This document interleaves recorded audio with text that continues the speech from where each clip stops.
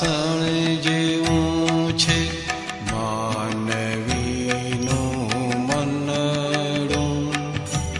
માંગવું છે સહેલું, જોડવું છે કપરું.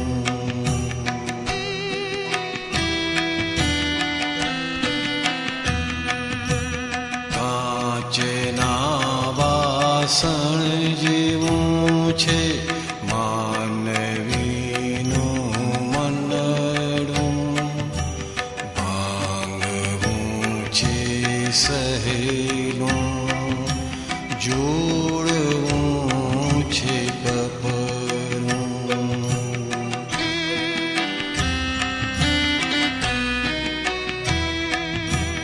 વાર્તાન આવડે તો વઢશો ના કોઈને.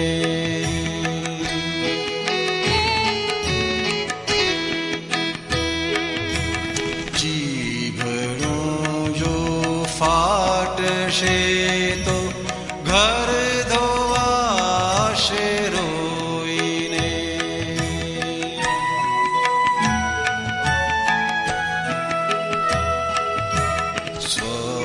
સ્વચ્છંદો વધે તેવું પકડવું ના પૂછડું. રાગ દ્વેષ યજ્ઞતાનું ભારું મિશ્ર લફરું.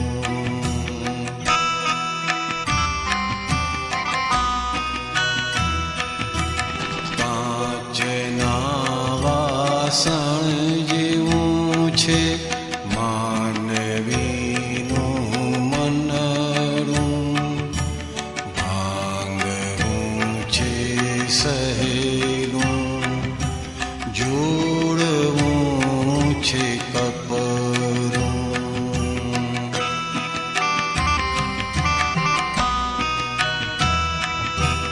ગમે ત્યારે દાવો માંડે રૌદ્ર ક્રોધી પૂતળું.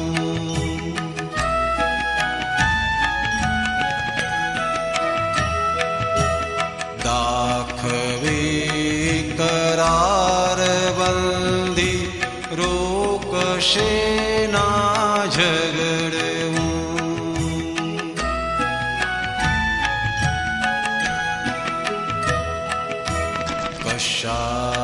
કશાયોના તારથી જ ઉપલે ન કોકળું.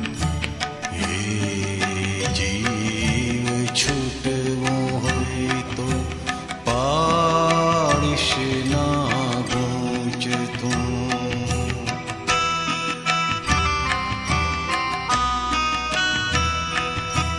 કાચના વાસણ જેવું છે માનવીનું મનડું. ભાંગવું છે સહેલું, જોડવું છે કપરું. જગત પરિણામ છે ઋણાનું સંબંધનું.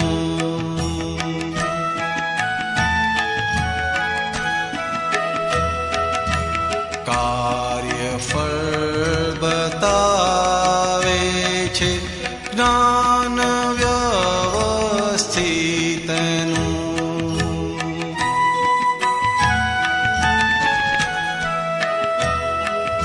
સ્થૂળ સૂક્ષ્મ કારણો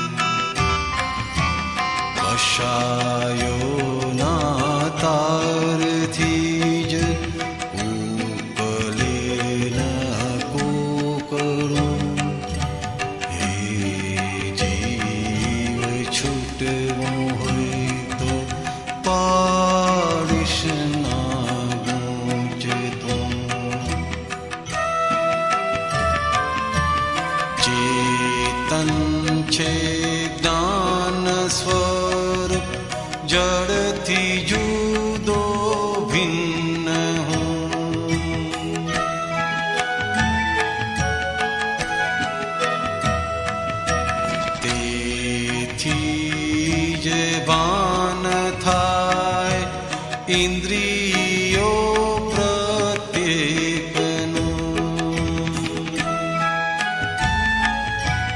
पुष्प सही शके नहीं मारण गणनु कर्म गाढ़ बांधी लेशे मानवीनु मननु कांचना वासण जेवुं छे मानवीनु मननु भांगवुं छे सहेલું જોડવું છે કબરું પુષ્પ સહી શકે નહીં મારણ ઘણનું કર્મ ગાઢ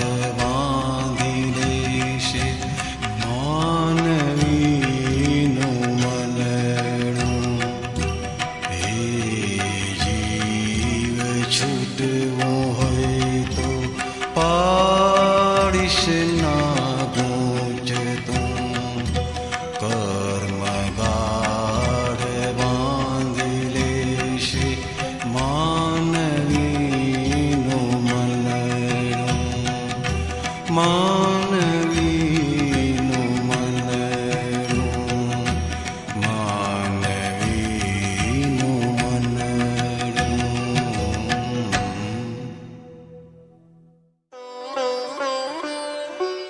चैप्टर 92 कैसे हुआ घर का वातावरण कर्फ्यू मुक्त।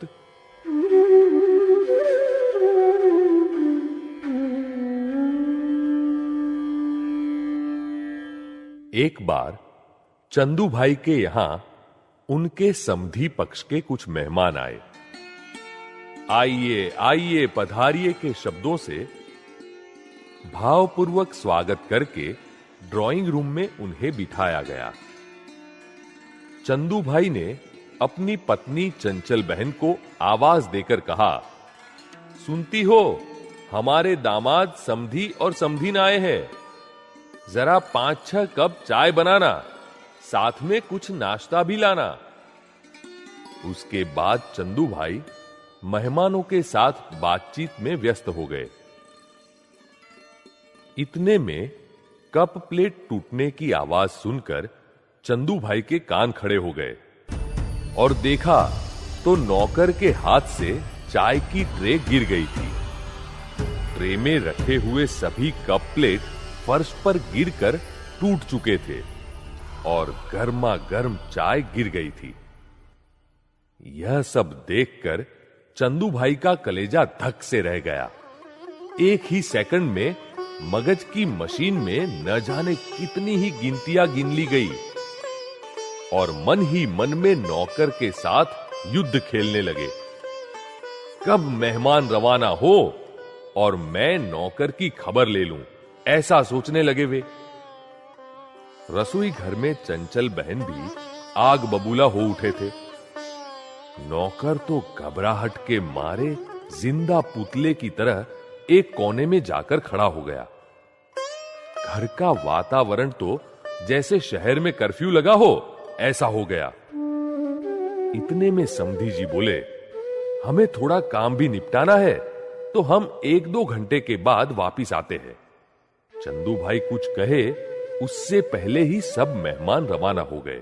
बस उसके बाद तो सेठ सेठानी जी वॉलीबॉल की तरह शब्दों के प्रहार से नौकर की पिटाई करने लगे। तेरे तो हाथ ही टूटे हुए हैं, इतने महंगे कप प्लेट तोड़ डाले और 75 रुपये का नुकसान कर दिया। इस बार तो यह पैसे तेरी तनख्वाह में से काट ही लिए जाएंगे। पूरी चाय भी गिरा दी और समधी लोग चाय पिए बिना ही चले गए। हमारी तो इज्जत की धज्जियां उड़ा दी ना तुमने। इस बार तेरी इस गलती को नजरअंदाज नहीं किया जा सकता। अब तो तेरी नौकरी में से छुट्टी करनी पड़ेगी। इस तरह सेठ सेठानी जी बारी बारी नौकर को धमकियां देने लगे। अंत में थक हार कर उन्होंने दादा भगवान के सत्संग की कैसेट लगाई तो चौंक पड़े, क्योंकि योगानुयोग उस कैसेट में भी कप प्लेट तोड़ने वाले नौकर के साथ व्यवहार इस विषय पर दादाजी द्वारा किया हुआ वार्तालाप सुनाई पड़ा। कप प्लेट टूट जाए तो भी लखपति सेठ को क्लेश होता है और नौकर को गालियां देते हैं कि तेरे हाथ टूटे हुए हैं। उस वक्त ऐसा कोई सोचता है कि यदि मैं उसकी जगह होता तो मेरे क्या हालात होते, मुझे कितना दुख होता ऐसा सब सुनकर। नौकर भी मन में क्या सोचता है कि मैंने जानबूझकर तो कप प्लेट तोड़े नहीं है, फिर भी सेठ जी मुझे बेवजह डांटते हैं। मेरा कोई कसूर नहीं, पर मैं नौकर जो ठहरा इसलिए मुझे डांटते फिरते हैं। इस तरह इस नासमझी में अमीर लोग गरीब लोगों को दुख देते हैं, जबकि सही बात तो यह है कि इस पूरे वर्ल्ड में कोई भी इंसान कोई भी चीज जानबूझकर तोड़ता ही नहीं। यह तो सब हमारे हिसाब चुकता हो रहे हैं। इसमें नौकर तो बेचारा निमित्त बन जाता है। यह इंडियन फिलॉसफी ऐसी हो सकती है। हकीकत में तो हमें इतना नोबल उदार होना चाहिए कि प्याले टूटे या चाय गिरे तो सबसे पहले हमें नौकर से पूछना चाहिए, भाई तू कहीं जला तो नहीं ना? वह नहीं जला तो फिर दूसरी बात कहे, भाई जरा धीरे धीरे संभल कर चलता तो ऐसा नुकसान नहीं होता। अब यदि ऐसा न कहे तो भी वह गुनाह कहलाएगा, क्योंकि चेतावनी देने के लिए ऐसी टकोर भी करनी पड़ती है। तेरे हाथ टूटे हुए हैं, तू निकम्मा है, ऐसी टकोर नहीं करनी चाहिए। यह तो हिंसा कहलाती है। यदि दामाद के हाथ से प्याला टूट जाए तो हम कुछ भी नहीं कहते, क्योंकि वह सुपीरियर है, प्रवर है, इसलिए वहां चुप। और इंफीरियर होता है, अवर होता है, उसे दुत्कारते रहते हैं। यह सब ईगोइज्म, अहंकार है। झगड़ा करने से या क्लेश करने से क्या अब कप प्लेट फिर से जुड़ जाएंगे? सिर्फ डांटने का संतोष लेते हैं, बस। इस घटना रूपी व्यापार में एक तो कप प्लेट टूटे, वह अनिवार्य घाटा, कंपलसरी नुकसान। क्लेश हुआ, वह एक और घाटा। और नौकर के साथ वैर बांधा, वह तीसरा घाटा। नौकर तो वैर बांधता है कि मैं गरीब हूं, इसलिए सेठ जी मुझे ऐसा कहते हैं ना। फिर वह वैर छोड़ता नहीं, इसलिए कप प्लेट टूटने का एक अनिवार्य नुकसान भुगत ले, मगर सही समझ द्वारा और ज्यादा नुकसान न भुगते। यह कप प्लेट सप्लाई करने का काम और उसका नाश करने का काम, दोनों काम कुदरत ही करती है। वरना यहां लोग तो 1 दर्जन कप प्लेट से पूरी जिंदगी गुजारा कर ले। तब तो फिर कप प्लेट बनाने के कारखाने भी बंद हो जाए और व्यापारी का व्यापार भी बंद हो जाए। कुदरत को तो इन सभी को निभाना है, इसलिए इस जगत में कहीं भी क्लेश करने जैसा नहीं है।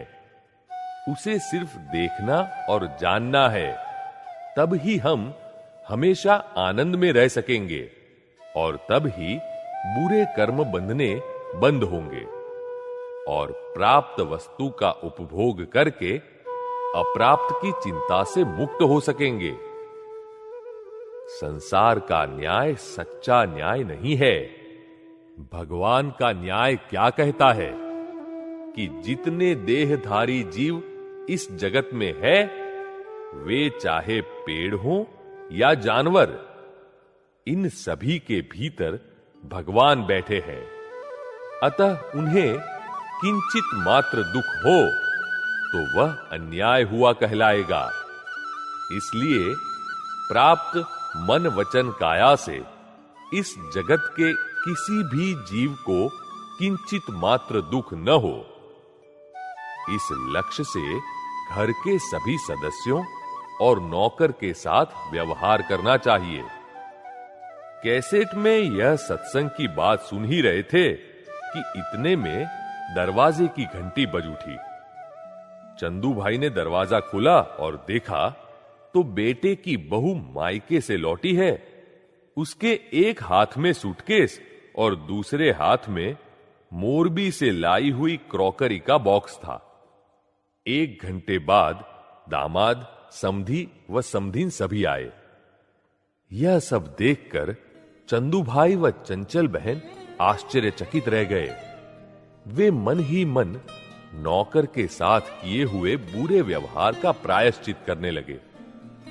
टेप रिकॉर्डर से सुनी हुई पूरी बात साक्षात अनुभव में आ गई और दिमाग में एकदम फिट हो गई। थोड़ी ही देर बाद उसी नौकर ने मोरबी से लाए हुए नए कप प्लेट में चाय लाकर मेहमानों को दी और आनंद पूर्वक निर्भय और निशंक होकर खड़ा रहा। मेहमानों के साथ चाय पीते पीते चंदू भाई व चंचल बहन की नजरें नौकर की नजरों से मिली और नजरों से ही समाधान हो गया। सेठ जी ने अपनी खुद की चाय में से आधी चाय नौकर को पीने के लिए दी। समधी जी और समधीन जी तो सोचते ही रह गए कि घंटे भर में ऐसा क्या हो गया कि घर का वातावरण कर्फ्यू मुक्त हो गया।